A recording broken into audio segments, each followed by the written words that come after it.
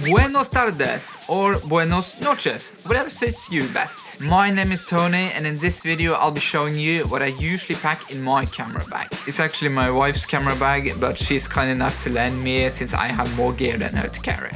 A few days ago I was in Spain with my wife for both business and pleasure. A real estate agent hired us to take pictures and shoot a video of a beautiful house located in Torreva in Costa Blanca, Spain. And since we also had some vacation days there, I shot a travel movie that I hope to have edited and posted by the end of next Sunday. When I'm traveling on airplanes, I always carry with me all of my camera gear in a backpack as a hand luggage. I try to avoid sending any of my camera gear, removing the risk of going to a destination and not having my precious gear. For that I need a camera bag that can both fit and protect my gear. So I borrowed this camera bag. It's a low pro, just check the picture that appears in front of you now. It's quite handy, it suits me well. It could have been a bit bigger because I can only fit one of my cameras inside the bag, but it'll do for now. Keep in mind that this is the gear I usually take with me when I'm on the go. I may have another kit depending on what I shoot, but again, this is usually the things I bring along with me. But enough chit chat, here's a quick run through of what I pack in the sack. First off is my main camera. A Canon EOS 200D or SL2 if you live in the States. I use this for both taking pictures and shooting video. It's not a high-end DSLR, but it does the job. Attached to it is a Sigma 18 to 35mm f1.8. It's a professional semi-wide angle that works well for portraits if you zoom it in all the way to 35mm. Next up is my second camera, an EOS 100D or SL1 if you live in the States. This used to be my main camera, and it's the one I started pursuing filmmaking and photography with. Attached is a Sigma 18 to 20mm f3.5.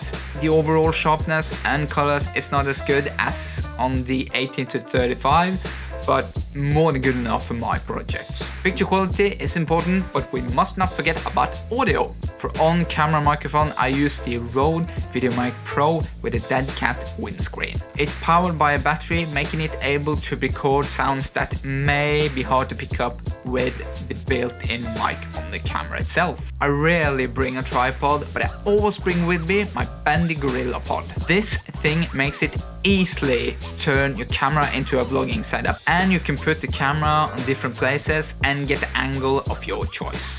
This gorilla pod is actually too small for my setup. It keeps bending and falling down, and it can't handle the total weight of both the lens and the camera. In the future I will invest in a bigger gorilla pod that can handle more weight, but for now this is good enough. Lately I started combining the vlogging setup with a detachable camera strap. In addition to hanging the camera around your neck, you're able to get some smooth, nice motions when shooting video. When I need more professional camera movements, I usually bring along with me my Steadicam, an S60T from Yulango. It takes a long time to learn to use a Steadicam, but it's definitely worth it.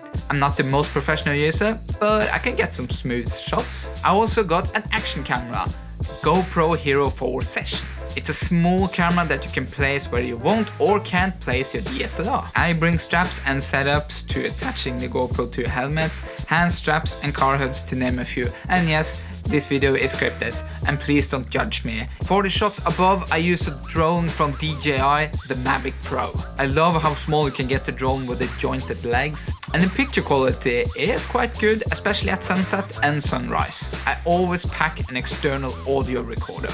I have the H1 Zoom from... I have the H1 from Zoom, and I pack it with earplugs and a lav mic, you know, the little mics that you put here. That's a lav mic from Rode. I don't often use them, but they're so small that they're easy to bring and also easy to forget to bring. Same goes for this small LED light. I don't remember the brand, I don't remember the price, but it was cheap. It's easily to bring along, and I don't use it as a key light. I diffuse it with some thin see-through paper and use it to give a darkened background and interesting light. To store all the recordings, we must have memory cards. I have memory cards in every device, and I try to bring backups as well. And speaking of backups, batteries. Batteries are a must. Extra batteries for whatever device you're bringing. You may not need it on a short private shoot, but when you're out doing commercial work and you may not have access to put a charger into a wall, it's critical that you have enough juice with you. And the last item I bring in my camera bag are ND filters. ND filters are like sunglasses for the camera. I don't use it when I'm taking pictures, but when I'm shooting video and I want to get the right motion blur when people moving, not looking like a choppy animation, I try to block out a lot of light with the ND filter and turn down the shutter speed so it looks more realistic. A little more Hollywood, if you will. There you go, that's the gear I usually bring with me. And let me just say, when I started shooting video and pictures, I only had one camera, one lens, one battery, one memory card. That's it. Nothing more than necessary. I couldn't afford it, but use whatever gear you got. And it's not about the gear, it's about the content. Yes, there are a lot of things you can't make with the right gear, but there are a ton of things that you can make with minimal gear. Start there, work your way up. I can't nearly afford all the things I got in my camera bag in one day. This took me years to save up money so I could buy them. If you can't afford more, just start with the camera. That's the most important gear of all. Hope you got something out of all of this. If you liked the video, please hit the appropriate button. If you aren't subscribed, please subscribe. Only had 21. I think only one actually watched my videos. Either way, I will see you in the next video.